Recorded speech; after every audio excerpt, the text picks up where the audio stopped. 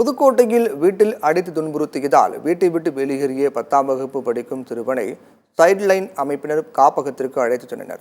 புதுக்கோட்டை பகுதியைச் சேர்ந்த ராதிகாவுக்கு 2 மகன்கள் உள்ளனர். இவரது கணவர் ராஜம் மகாலிங்கம் 4 ஆண்டுகளுக்கு முன்பு உயிரிழந்த நிலையில் ராதிகாவுக்கு அதே பகுதியைச் சேர்ந்த அப்பு என்பவருடன் தொடர்பு ஏற்பட்டு இருவரும் திருமணம் செய்து கொண்டதாக கூறப்படுகிறது. இந்நிலையில் ராதிகாவின் 2 மகன்களையும் அப்பு அடித்து துன்புறுத்தி வந்ததாக தெரிகிறது. இதனை தாங்க முடியாமல் 10ஆம் வகுப்பு படிக்கும் 2வது மகன் கீர்த்திவாசன் நேற்று இரவு வீட்டை விட்டு வெளியேறி தனியாக நடந்து சென்றுள்ளான். அதை பார்த்த அப்பகுதி மக்கள் சிறுவனை மீட்டு விசாரணை நடத்தினர். அப்போது தனது தாயின் தற்போதைய கணவர் தன்னை அடித்து துன்புறுத்துவதாக கூறிய சிறுவன் உடல் முழுவதும் உள்ள காயங்களை காட்டியுள்ளார்.